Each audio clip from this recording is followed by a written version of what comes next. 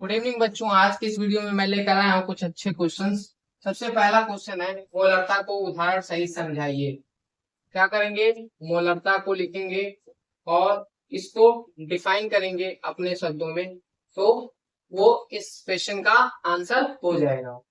क्या होता है मोलरता?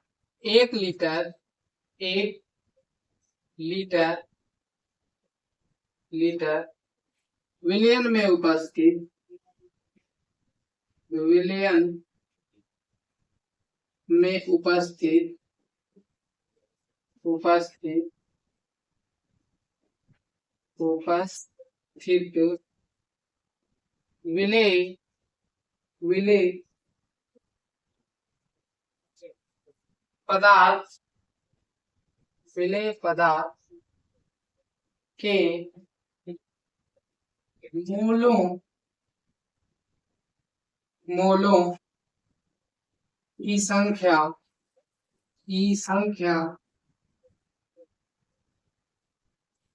मोलरता कहलाती है। सॉरी गाइस, कहलाती है। अब आप लोगों को उदाहरण भी यहाँ पे देना था, उदाहरण सहित बोला था, तो उदाहरण लिखेंगे हेडिंग, और उसके बाद क्या करेंगे, उदाहरण कैसे बनाएंगे, तो उसके लिए आप क्या करेंगे, कोई भी एक नंबर ले लेंगे। यहाँ पे जैसे मैं ले रहा हूँ 0.2, और उसकी इकाई क्या लिखेंगे, मोल प्रति लीटर। मोल प्रति लीटर लिखने के पीछे का रीजन क्या है, क्योंकि मैं मोलरता का उदाहरण दे रहा हूँ, तो यहाँ पे मात्रक भी किसका होना चाहिए, मोलरता का होना चाहिए। उसके बाद इसको ही आप एक्सप्लेन कर देना है इसकी हेल्प से जो है इसको आप समझा दीजिए। तो इसका क्या अर्थ होता है, इसका अर्थ है कि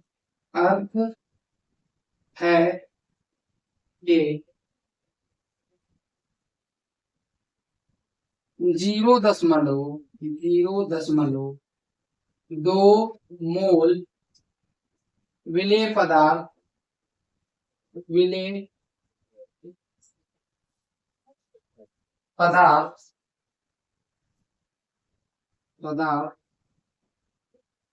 एक लीटर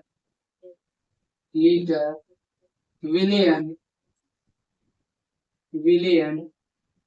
में उपस्थित है, उपस्थित है। तो इस क्वेश्चन का आंसर हो चुका है। अब जो है ये जो दूसरा क्वेश्चन है, ये भी इस टाइप का ही है।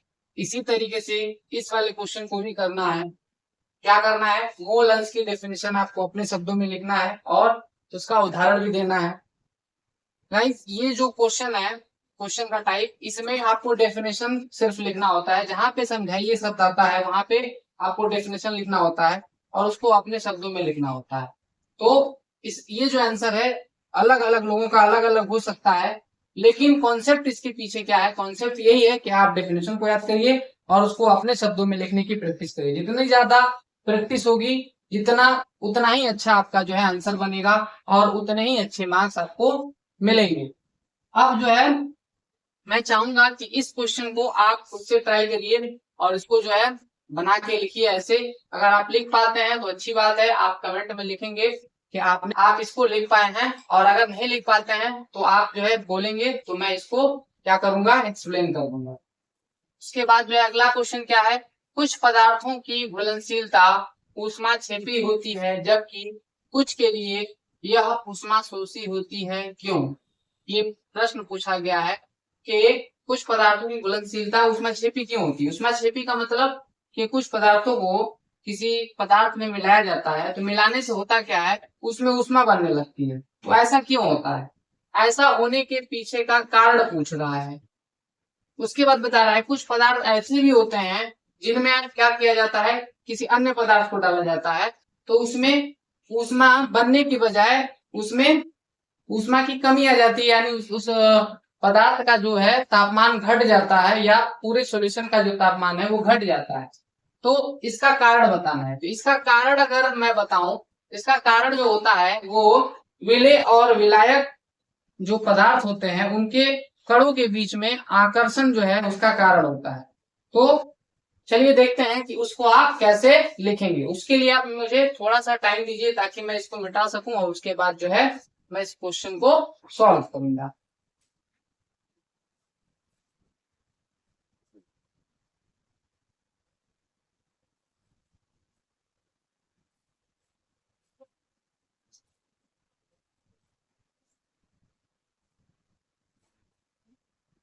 तो इसका आंसर क्या होगा, यहाँ पे लिखेंगे कुछ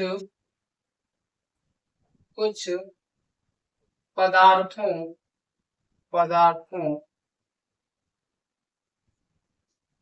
की घुलनशीलता घुलनशीलता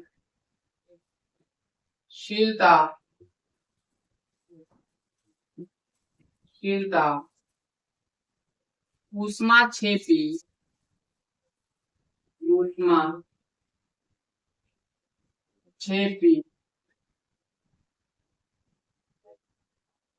इसलिए होती है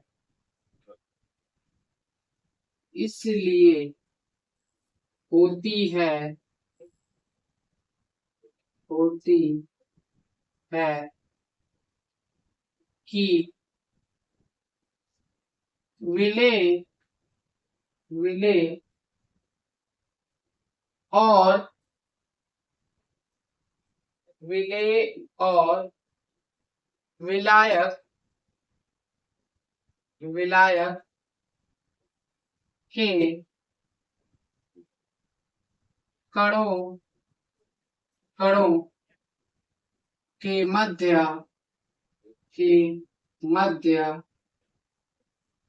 आकर्षण आकर्षण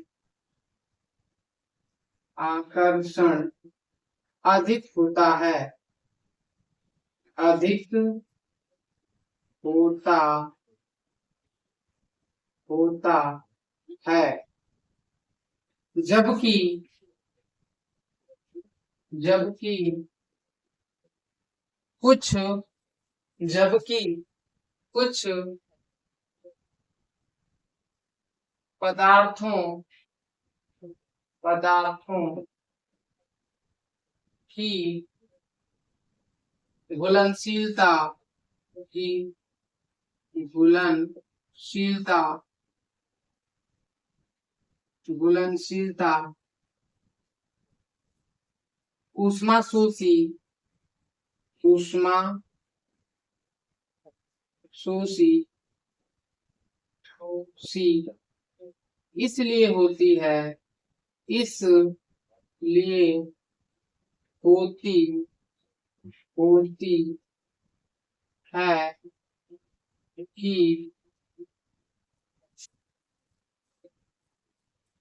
विलयन में उपस्थित विलयन में उपस्थित उपस्थित विलेय विलेय पदार्थ पदार्थ एवं एवं विलायक विलायक के कणों कणों के मध्य मध्य आकर्षण आकर्षण कम होता है कम होता है होता है। तो ये जो है इस क्वेश्चन का आंसर होगा। जब भी आप लोगों को कारण वाले क्वेश्चन पूछे जाते हैं तो आपको क्या करना होता है, जो भी क्वेश्चन दिया गया है उसके कारण को पहले आपको सोचना है कि उसका कारण क्या हो सकता है। जब तक आप ये नहीं जान पाएंगे कि कारण क्या है तब तक आप इतना बना के नहीं लिख पाएंगे। कारण इतना बड़ा नहीं होगा जितना बड़ा मैंने लिखा है। कारण क्या है, सिर्फ जो है विलेय और विलायक के कणों के बीच आकर्षण आकर्षण एक में कम होता है एक में अधिक होता है, बस यही ध्यान रखना है। अगर आप ये समझ पाते हैं तो ऐसे क्वेश्चन का आप आंसर दे सकते हैं। तो जब भी आप किसी भी टॉपिक को पढ़ रहे हैं, आप चाहते हैं कि कारण वाले क्वेश्चन आपसे सॉल्व हो, तो आप उस टॉपिक में खुद से प्रश्न बनाइए और उसमें जो है ढूंढिए कि जो है ऐसे कौन कौन से शब्द हैं जो कारण को इसमें बता रहे हैं। क्यों से जब आप टॉपिक को पढ़ रहे हैं तो उसमें आप सवाल पूछिए, इसमें क्यों से बनने वाले कितने सवाल बन सकते हैं, जितने भी क्यों से सवाल बनेंगे वे सभी के सभी कारण ही पूछते हैं। तो आप टॉपिक को पढ़िए और क्यों वाला क्वेश्चन जो इसमें बना बना के देखिए और उसका जो है आंसर करिए आप खुद से, तब जाके जो है आपको क्या मिलेगा, इस टाइप के क्वेश्चन का आंसर मिलेगा। तो मुझे उम्मीद है कि आपको ये क्वेश्चंस बहुत अच्छे लगे होंगे और समझ में भी आए होंगे और ऐसे